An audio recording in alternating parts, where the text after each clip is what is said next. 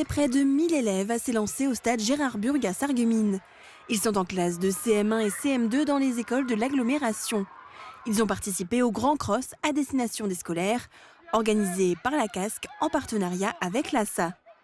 4 vagues d'environ 200 élèves ont pris le départ pour un parcours de 1400 mètres. L'objectif pour l'agglo et le club d'athlétisme, sensibiliser les plus jeunes à la pratique d'une activité physique et sportive. Les 3 premiers élèves de chaque catégorie ont été récompensés directement après la course vendredi matin. Un classement par équipe sera également organisé. Les élèves participent en même temps à un concours de dossard. Ils ont tous préparé leur affiche sur la thématique « Ton sport préféré ». Les vainqueurs seront annoncés prochainement.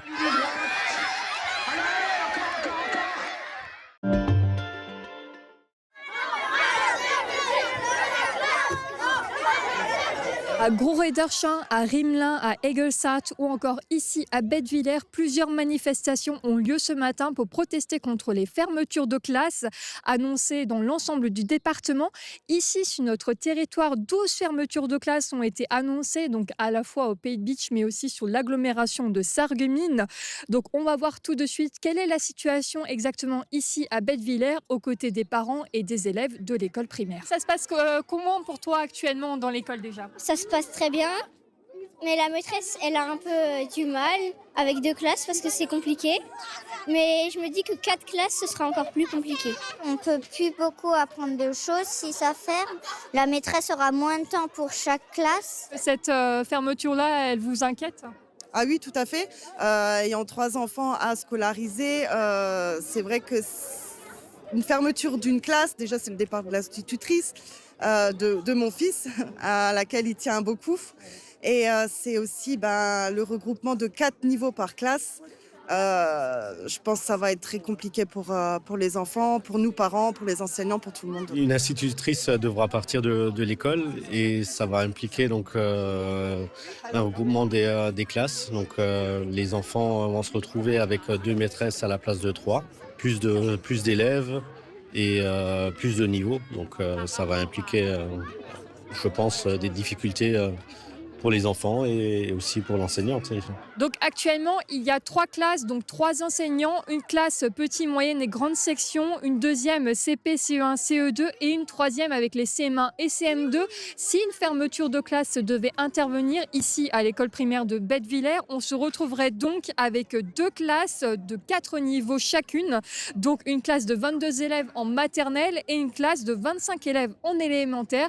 Les CP basculeraient donc avec les maternelles et les autres resteraient ensemble. Une situation, bien sûr, qui inquiète également la commune de Bettwiller et son maire, Stéphane Muller. Pour moi, c'est clairement une catastrophe. Et j'ai mesuré, là, on a 40 mètres carrés.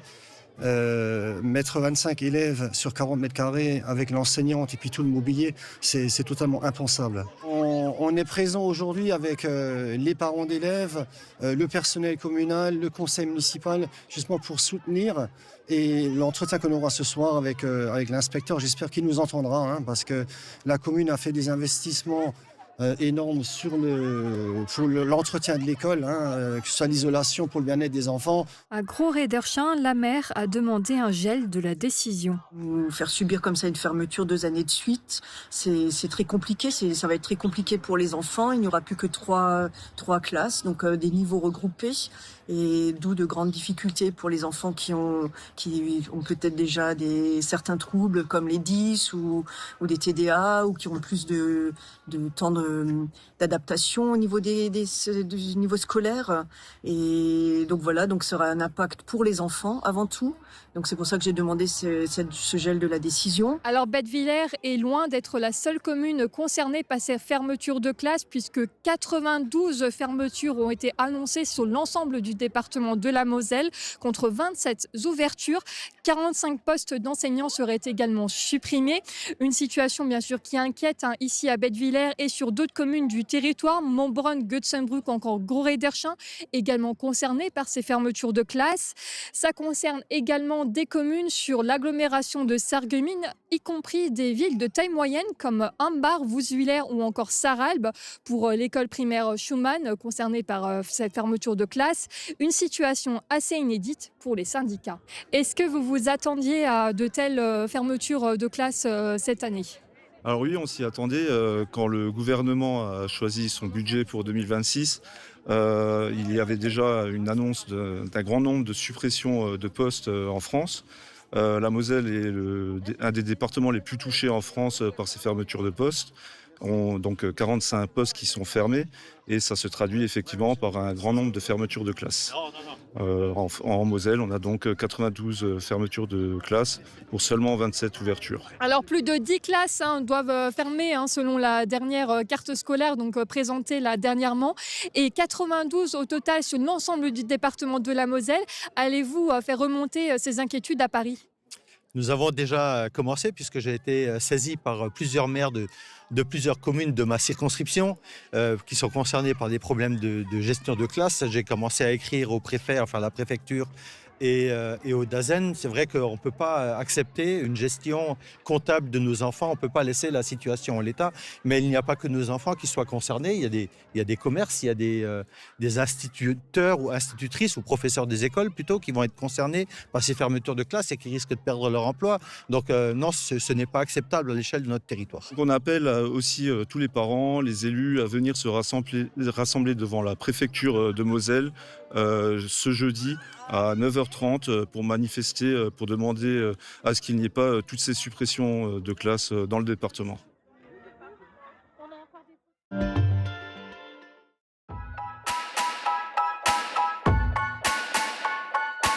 Il y a un an, nous rencontrions Gauthier, alors âgé de 15 ans, en première année d'apprentissage avec le chef étoilé Stéphane Schneider. Et aujourd'hui, il participe au concours du meilleur apprenti de Moselle, aux côtés de 5 autres candidats en cuisine. J'ai pris de l'assurance, j'ai pris de la confiance en moi. Je suis plus autonome que l'année dernière.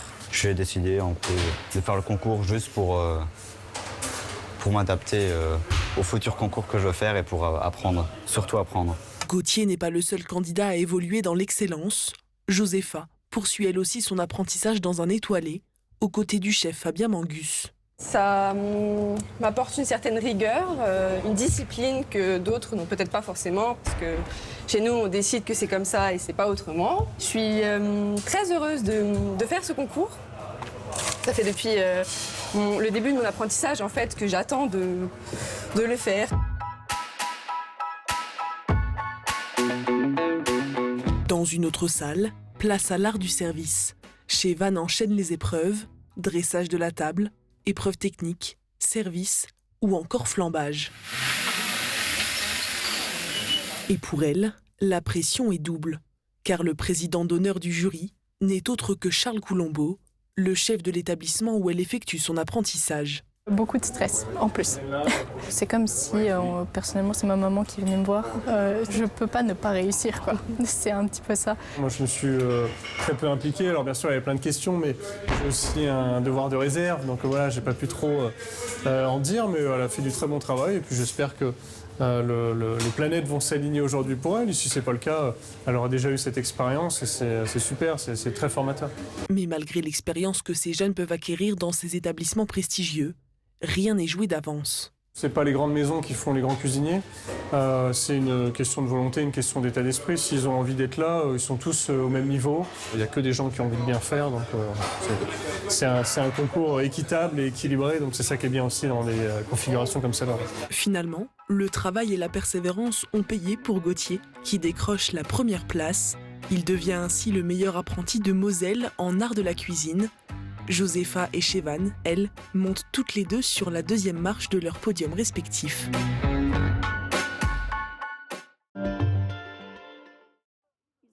À Saint-Louis-les-Bitches, le week-end des 11 et 12 avril sera placé sous le signe du savoir-faire local et de la convivialité. La commune accueille 2 événements majeurs, à commencer par le premier marché paysan de l'année organisé par l'association mosellane d'économie montagnarde, un rendez-vous attendu qui mettra à l'honneur producteurs et artisans locaux ce dimanche de 10h à 18h. Ça représente évidemment un moment de convivialité, ça représente la mise en place d'une vraie vitrine aujourd'hui des savoir-faire autour de l'art verrier, au travers aussi de ces artisans d'art, autour de tissus, autour d'un certain nombre de productions. Et puis c'est l'occasion aussi pour les producteurs de pouvoir évoquer, échanger, discuter avec les consommateurs et puis à celles et ceux qui viendront sur le marché de se rendre compte de la richesse agricole et naturelle de ce territoire. Alors vous avez une trentaine de producteurs qui sont présents autour évidemment des productions agricoles, alors de manière très large, produits carnés, produits laitiers. Vous aurez naturellement un certain nombre d'expositions au travers de métiers d'art sur le bois, sur le verre, sur de la capacité à façonner un certain nombre d'articles avec de la laine, avec des tissus.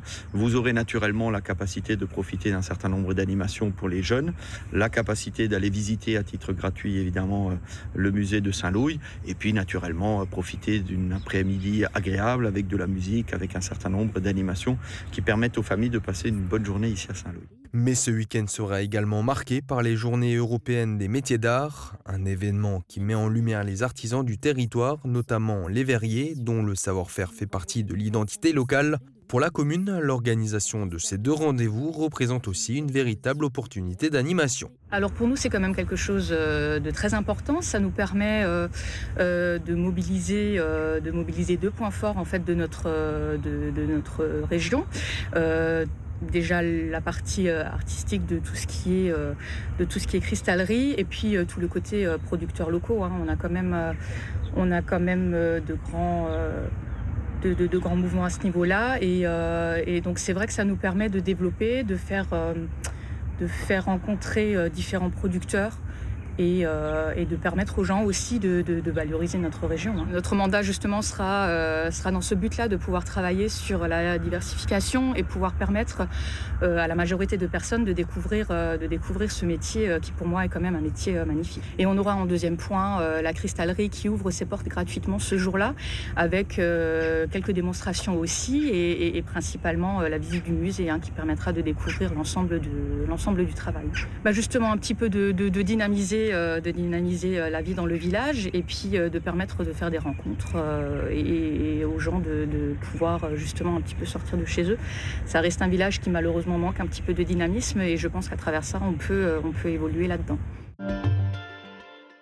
Super Orbach vous accompagne au quotidien et par tous les temps. Des bouquets colorés et parfumés, des plats frais et gourmands, ça ressemble au printemps. Cafétéria et fleuriste à retrouver à l'entrée de votre magasin. La météo avec U, commerçant autrement. Bonjour tout le monde, nuages et pluie seront au programme pour toute la journée de demain.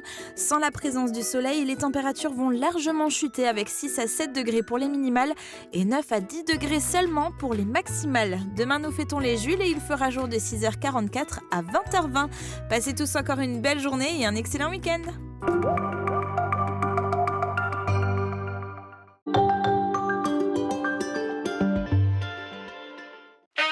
Je crains que les appareils ne soient pas adaptés à mon oreille.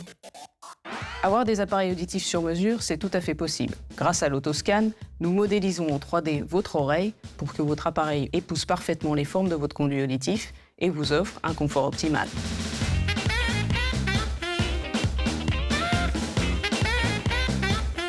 L'âge, c'est d'abord dans la tête.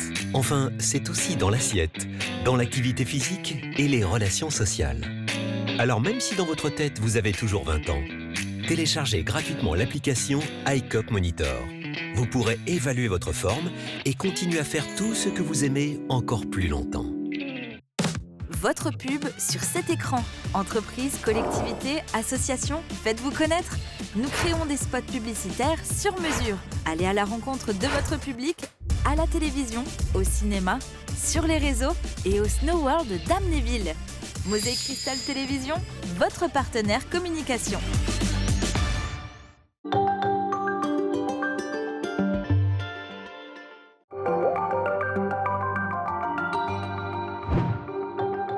Et si la médecine pouvait aider à donner la vie? Ce nouveau numéro de Polygone est consacré à la procréation médicalement assistée, désormais ouverte à toutes. En France, le tout premier bébé conçu par fécondation in vitro est la petite Amandine, née en 1982. Depuis, les techniques ont évolué et la loi aussi. Avec la réforme de 2021, la PMA est désormais accessible aux femmes célibataires et aux couples de femmes. Un nouveau numéro de Polygone à découvrir ce dimanche sur Mosaïque Cristal.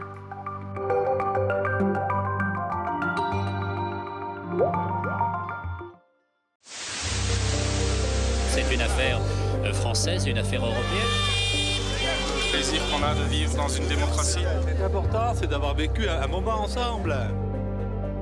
Depuis 1997, dans le pays de Bitche, depuis 2005 à Sarreguemines-et-Sarralbe, des JRI sillonnent l'arrondissement pour relater l'info locale.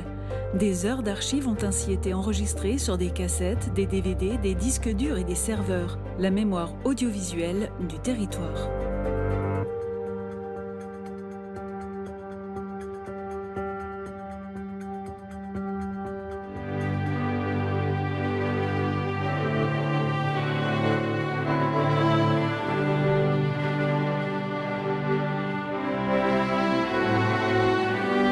Après plus de 40 jours de carême, où l'on a tenté de se priver de certaines choses, voilà enfin le jour tant attendu de Pâques. Et avec lui, le printemps et le lapin de Pâques qui viendra garnir de friandises les nids des plus petits. Lapins, poules, cloches et œufs en chocolat sont à l'honneur en ce jour de fête. Au pays de Bitche, on peut se le dire, les lapins de Pâques naissent à Sourtes, au sommet d'une colline où Gérard Bastian, artisan chocolatier, a installé son atelier. Au travail depuis 5h30 du matin, il n'a pas de répit en cette période de l'année. Il dispose d'environ 250 moules différents pour offrir un maximum de choix à ses gourmands clients. Le leader de ses créations reste essentiellement le traditionnel lapin, quelle que soit sa taille, mais de préférence au chocolat au lait.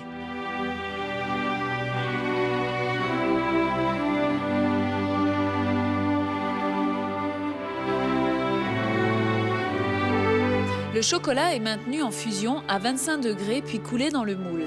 Il suffit alors de patienter de 30 minutes à 2 heures en fonction de la température ambiante pour que le chocolat durcisse et puisse être démoulé, avec précaution tout de même.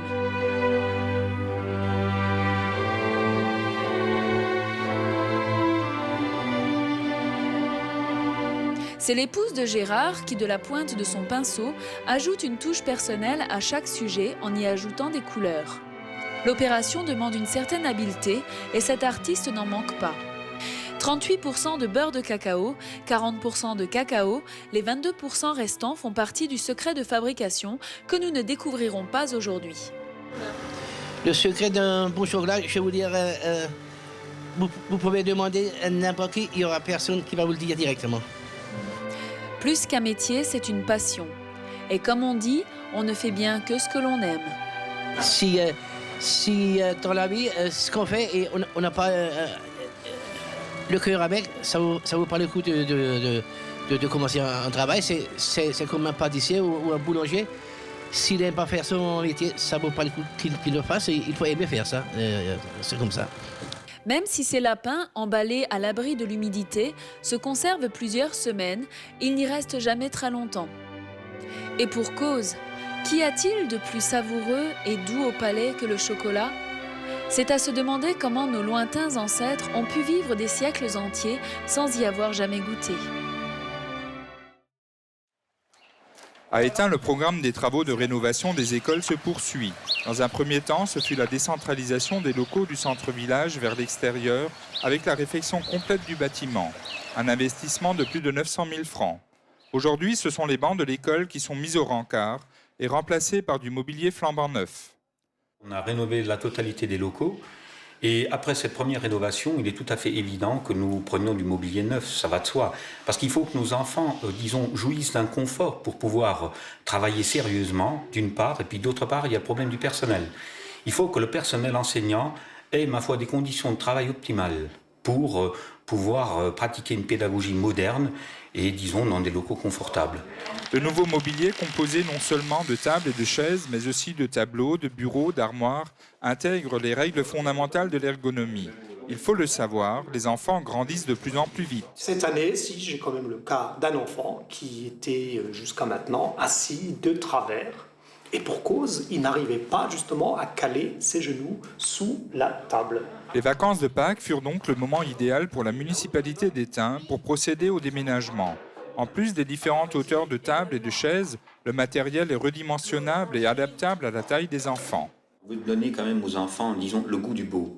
Il y a de locaux neufs, il est logique qu'il y ait du mobilier neuf.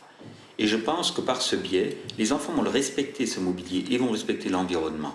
Le coût global de cet équipement avoisine les 80 000 francs et représente pour le maire bien plus qu'un simple confort.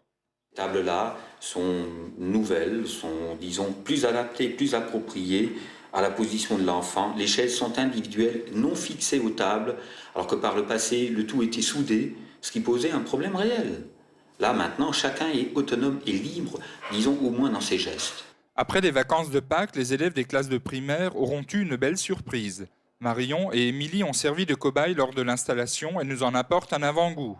Il est super et pratique. On peut régler les tables, on peut les mettre droites, les jambes. Et la chaise, elle est bien parce qu'on peut la bouger. On travaillera peut-être plus, mais enfin, on travaillera mieux. Ce projet s'inscrit dans un programme d'ensemble qui sera poursuivi par l'aménagement d'un terrain multisport, d'une aire de jeu pour les enfants et d'un terrain de pétanque. Le tout sera terminé par des plantations variées et pédagogiques. Un investissement de qualité pour un montant global hors subvention de plus de 2 millions de francs. Cette structure que nous avons ici, je pense que pour l'heure, dans aucune des localités voisines, nous ne la trouvons. Donc, c'est un gage pour l'avenir. Je pense que, disons, pour les années à venir, s'il y a des suppressions à droite, à gauche, on peut penser à un regroupement complet, ici à Étain, avec un foyer, une possibilité de cantine et plateau sportif tout y est.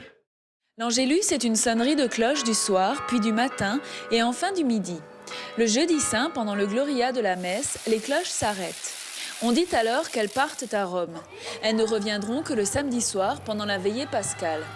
Or, l'Angélus, dans les campagnes, signalait autrefois le rythme de la journée. C'est pourquoi les crécelleurs, traditionnellement des enfants de chœur, sillonnent le village, remplaçant les cloches de leur chant et de leur bruit.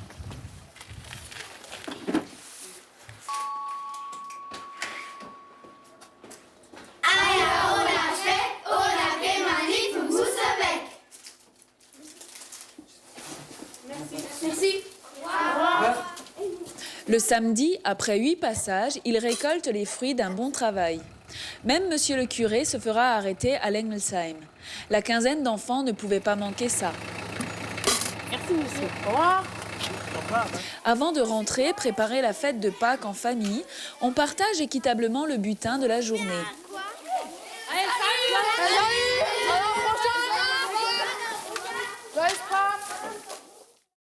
À Meisenthal, c'est le dimanche de Pâques que la saison touristique a démarré. D'un côté, nous trouvons la Maison du Verre et du Cristal, gérée par une association.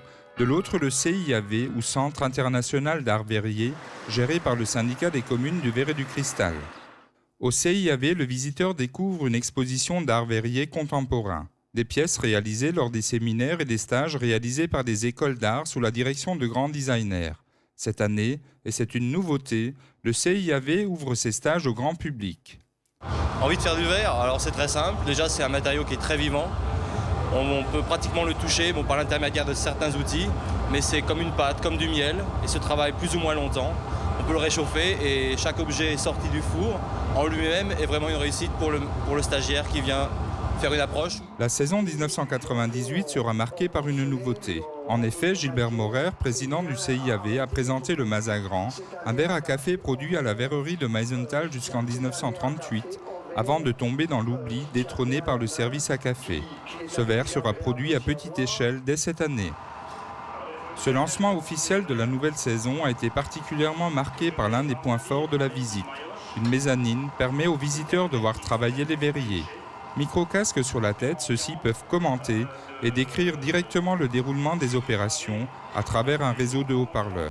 Et pour que la communication soit établie dans les deux sens, les visiteurs peuvent à tout moment poser leurs questions à travers un micro à leur portée. Dominique et Jean-Maurice sont ici en train de réaliser un mazagran, une démonstration alliant savoir-faire et précision du geste. La production de ce verre à café restera néanmoins limitée. C'est pas dans un but de rentabilité en premier lieu. C'est surtout un but historique, c'est-à-dire de retrouver ce qui était fabriqué auparavant à Meisenthal, le savoir-faire des anciens verriers qui malheureusement actuellement est un petit peu en train de se perdre. Ces pièces donc font l'objet de recherches. Ce sont principalement des pièces historiques qui sont retravaillées et reproposées à la vente et aux visiteurs qui vont venir nous voir cette année ou les autres années à venir. Dans le bâtiment qui se juxtapose au CIAV, le musée du verre et du cristal est prêt à accueillir ses premiers visiteurs. Des milliers d'objets d'art et d'outils y sont exposés.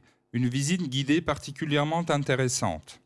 Parce qu'on explique quand même toute la partie fabrication, aussi bien le verre à chaud, soufflé bouche et travaillé à la main, et aussi bien le verre moulé, les différentes techniques du verre moulé.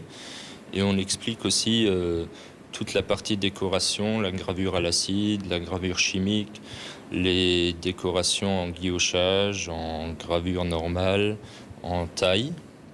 Et on a une très belle salle d'exposition qui regroupe les cristalleries de Saint-Louis, Lalique, Baccarat, Dôme et une très belle collection d'art contemporain et une collection d'art 1900 qui regroupe Gallet, la première période de Gallet qui s'est passée à Meisenthal, et des pièces exceptionnelles de Burgund-Schwerer en émail intercalaire. Tous les ans, 15 à 20 000 visiteurs se déplacent au musée du verre et du cristal. Des visiteurs plutôt satisfaits. Les gens sont très contents. Ils peuvent passer entre une bonne heure, c'est un minimum qu'il faut compter pour une visite, jusqu'à 2, 3 heures, 4 heures par personne. Il y a des gens qui viennent à 2 heures de l'après-midi et qui sortent à 6 heures le soir. Des visiteurs qui viennent de partout en Europe, mais pas forcément du pays de Beach. La population du pays de Beach est assez mal représentée. Nos principaux visiteurs sont des Alsaciens et des Allemands. En complément au CIAV et au musée du verre et du cristal, le visiteur pourra découvrir la gravure sur verre. À ceux qui cherchent à passer un après-midi intéressant à Meisenthal, ils ne seront pas déçus. Depuis le 16 avril, les usagers de la route principale des Pins peuvent circuler en toute sécurité. Venant de Volminster ou de Sarreguemines, les automobilistes ont enfin la priorité sur les 4 routes communales débouchant sur cette voie. Monsieur Noll, ouvrier communal, a profité du beau temps pour marquer le sol et nettoyer les panneaux de signalisation installés 15 jours plus tôt. Les panneaux passages protégés sont pris en charge par la DDE car ils sont placés sur la départementale. Donc la rue principale venant de Volminster, passant par Épins, direction Sarreguemines, étant prioritaire à partir d'aujourd'hui. Ces panneaux ont été conçus essentiellement pour la sécurité des automobilistes. Espérons que ce changement de priorité n'entraînera pas d'excès de zèle de la part des automobilistes. La vitesse autorisée est toujours de 50 km/h. Dans le cadre de la réhabilitation des fonds de vallée, l'opération Eden, entretien des espaces naturels, a fait un travail remarquable. Le défrichement de la vallée de la Zinzel est terminé. Il suffit maintenant de clôturer l'ensemble pour accueillir les Highlands Cattle, ces bovins écossais qui occupent déjà plusieurs vallées du pays de Beach. C'est bon. Parce que si ça tombe, il y a du jus dans la clôture. Très résistants aux intempéries de notre région, les terrains marécageux qui bordent nos rivières semblent leur convenir. Les responsables du parc naturel des Vosges du Nord, propriétaires de ces animaux, suivent leur évolution de très près. Très bien. Très bien. Allez. Allez, il faut suivre. Hop, fais leur peur. Fais leur peur, fais donc ça. La pesée, qui est effectuée régulièrement, est une opération délicate. Rassemblés dans un enclos monté pour l'occasion, ils passent un par un dans une sorte de cage. En général très calmes, les bovins peuvent céder à la panique. Il faut alors se méfier de leurs cornes. Mais ce n'est qu'un court mauvais moment à passer, pour les uns comme pour les autres. Les Highlands Cattle retrouvent vite la quiétude de leur pâturage, où ils peuvent être admirés par les automobilistes curieux passant par là. Après Louis et Gauthier, c'est au tour de Clovis de naître dans un service de maternité fermé depuis novembre dernier. Une différence pourtant avec les 2 autres naissances.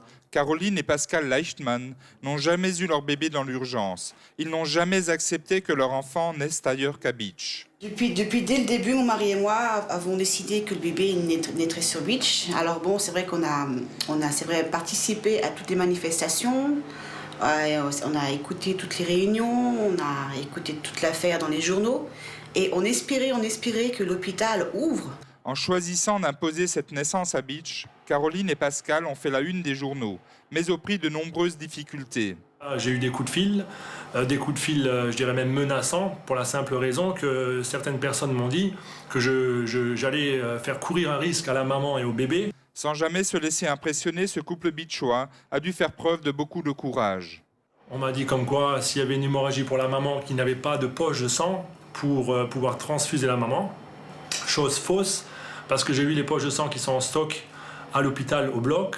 Et je crois qu'avec ces poches-là, on pourrait transfuser pendant un bout de temps, quoi. Donc le risque était à ce niveau-là nul.